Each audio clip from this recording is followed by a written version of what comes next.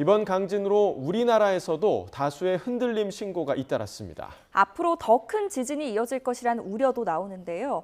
박정호 지질자원연구원 지진연구센터장과 함께 일본 지진 상황과 또 영향 알아보겠습니다. 센터장님 어서 오십시오. 네, 안녕하십니까. 네, 자 규모 7.1의 강진이었습니다.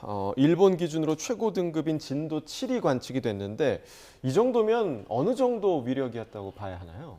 네, 규모와 진도가 있는데 규모는 지진의 에너지를 의미하고 예.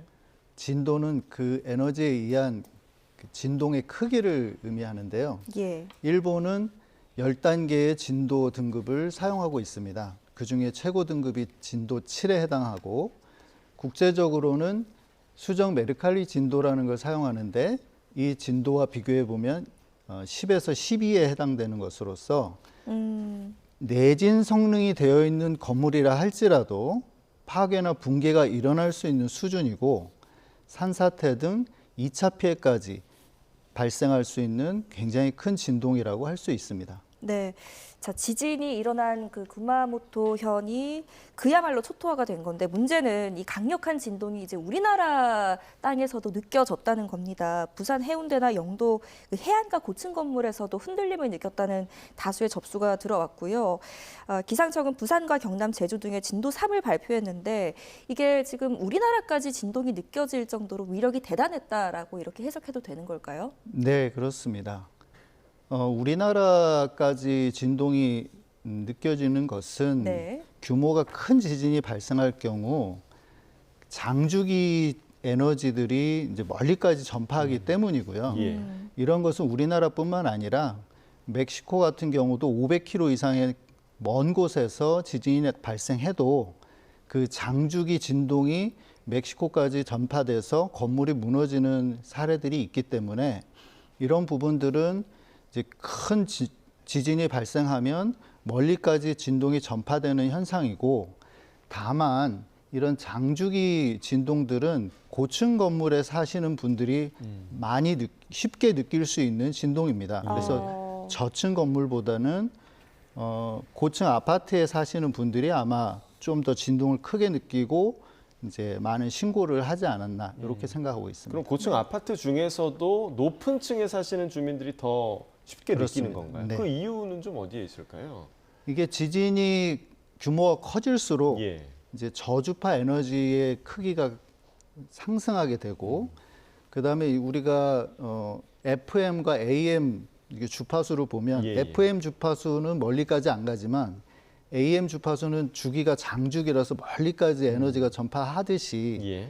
지진파도 이런 장주기 지진파들이 멀리까지 전파하는데 이 건물의 고유 진동수라는 게 있어서 이제 근해가 길게 되면 천천히 움직이고 예. 근해가 짧으면 이제 빨리 움직이듯이 이 고층 건물들의 고유 주기가 이게 천천히 움직이거든요.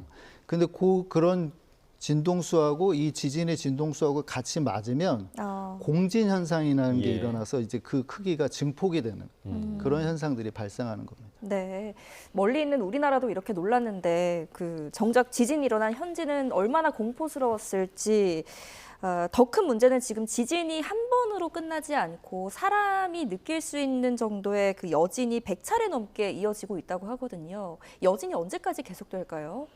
언제까지 계속될지는 잘 알 수는 없지만 네. 과거 사례를 보면 수개월 동안 여진이 계속 진행되고요. 일반적으로 이제 이렇게 큰 지진이 나면 일주일 이내에 강력한 지진이 발생할 거를 대비해서 예. 이제 정부 당국에서 이제 발표를 합니다. 그래서 일주일이나 2주일 정도는 이제 더 큰 지진이 발생할 수 있기 때문에 좀 더 주의가 필요하고요.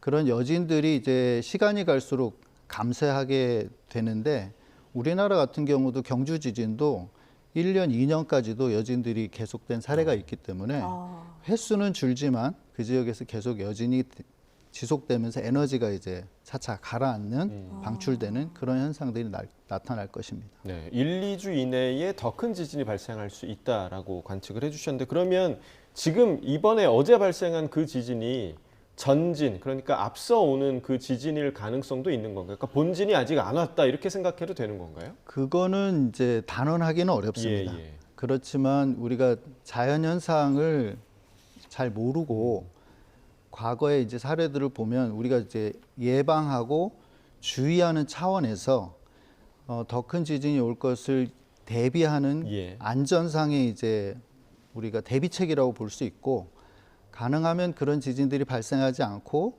이번 그 지진 에너지가 이제 가라앉는 것이 가장 좋은 현상이 되지 않을까 그렇게 생각합니다. 네, 센터장님 말씀을 듣고 나니까 2016년의 악몽이 떠오릅니다. 2016년에 일본 그 구마모토현에서도 큰 지진이 있었잖아요. 그 구마모토현에서 2016년에 있었던 지진이 발생했을 때 그 움직였던 단층, 이번에도 같은 단층이 움직인 건가요? 아니면 다른 단층이 움직인 거예요? 지금 일본 현지의 그 지진학자들의 보고에 의하면 이번에는 이제 다른 단층, 그러니까 2016년도에는 후타카와 단층이 움직였다고 보고 있고, 예. 이번에는 이제 히나구 단층이 움직였다고 보고 있습니다. 근데 일반적으로 이제 규모 7 이상의 큰 지진이 발생하게 되면 그 지역에 있는 응력들이 일제 이제 해소가 되기 때문에 네. 10년이 지나도 이렇게 다시 지진이 발생하는 것은 흔치 않습니다. 근데 이번 같은 경우는 2016년도에 움직였던 단층과 다른, 그때 이제 방출되지 않았던 그 히나구 단층이 이제 재활이 되면서 규모 7의 이제 지진 에너지가 방출된 것이고, 서로 다른 단층이 움직였기 때문에 이와 같이 큰 규모의 지진이 10년 이내에 다시 왔다, 이렇게 이제 볼 수 있습니다. 예, 지금 화면에 왼쪽 보시면 그 난카이 해곡 대지진이라고 지금 시청자 여러분들께서 보실 수가 있는데, 이 규슈 앞바다의 난카이 해곡에 이번 강진이 영향을 줄 수 있다, 이런 지금 우려도 나오고 있는데, 이 난카이 해곡이 왜 중요한 건가요? 이 난카이 해곡은 이제 앞으로 30년 내에 규모 9.0 이상의 지진이 발생할 확률이 높다, 이렇게 일본에서 준비를 하고 있는 해역이긴 한데, 이제 주변에 그 규모가 큰 이와 같은 구마모토 지진이 이제 에너지를 발산하게 되면 그 진동 에너지가 이 해구에 축적되어 있는 응력이나 그 지역의 환경에 영향을 줄 수는 있습니다. 예. 다만 그 영향 결과로 언제 지진이 날지는 우리가 정량적으로 계산하기나 측정하기는 상당히 어렵습니다. 네, 일본에는 그 활화산도 많이 있지 않습니까? 네, 이번 그렇습니다. 지진이 그 화산 활동에 또 자극을 주진 않았을지 걱정하시는 분들도 계시더라고요. 그 가능성은 어떻게 보세요? 가까이 아소 화산이 위치하고 있고, 예. 2016년도에 그 아소 화산까지 그 단층의 파열이 영향을 줬다라는 보고가 있습니다. 근데 이번에 이제 단층은 그 아소 화산에서 좀 남쪽으로 좀 거리가 떨어져 있어서 직접적인 영향은 이전 10년 전 지진보다는 좀 덜할 것으로 보고, 다만 이제 그 지진파의 진동이나 이런 것들이 아소 화산 밑에 있는 마그마 방에 영향을 주는 그 정도는 예측할 수 있을 것으로 네. 생각됩니다. 그 일본 규슈 지방에 있는 그 단층 이동이 우리나라에도 영향을 줄 수 있다라는 얘기도 있고, 조금 전에 봤던 그 난카이 해곡에서 만약에 정말 대지진이 일어날 경우에 우리나라 남부에 직접적인 영향을 줄 수 있다, 이런 우려도 있더라고요. 그렇게까지 크게 우려할 사항은 저는 개인적으로는 아니라고 예. 보는데요. 이제 그렇지만 우리가 상상을 뛰어넘는 뭐 규모 예. 9 이상의 대규모 지진이 발생하면 그 에너지는 우리가 상상하는 것보다 상당히 클 것으로 생각합니다. 그렇지만 어느 정도 거리가 지금 구마모토보다 또 난카이 해구가 더 멀거든요. 멀죠. 예. 그래서 거리가 멀어질수록 에너지는 크게 감소하는 영향이 있기 때문에 이제 지진학자들은 어떻게 생각하냐면, 규모가 큰 지진이 났을 때 직접적인 영향보다는 장주기 에너지의 영향으로 이제 고층 건물, 그리고 우리가 아파트가 많다 보니까 이제 50층 이상의 아파트들이 많지 않습니까? 그런 이제 건물들의 흔들림들이 상당할 것이다. 그런 거 하고 예. 두 번째는 이제 지반 효과를 걱정하고 있습니다. 그래서 지표면이 이제 아까 부드러운 지반에 의한 그 에너지 증폭 이런 현상들에 대해서 이제 준비가 필요하다. 이런 의견들이 있습니다. 네. 이번 지진으로 인해서 그 건물 속 안에 있던 그 피해 사상자도 많았거든요. 이번에 이렇게 그 피해가 컸던 이유로 꼽히는 이유가 하나가 그 지진 진원의 깊이가 얕았기 때문이다라는 분석도 있던데 이 지진의 위력에도 많은 영향을 주는 건가요? 네, 그렇습니다. 요 구마모토 지역에 있는 두 개의 단층이 특별히 2016년도에도 11km에서 12km, 이번에도 한 약 10km로 이제 진원 깊이를 추정하고 있는데 실제로 그 한 지점에서 이렇게 지진이 나는 것이 아니라 규모가 네. 이제 이렇게 칠 정도로 커지면 땅 속에서 30에서 40km 정도의 파열이 생깁니다. 예.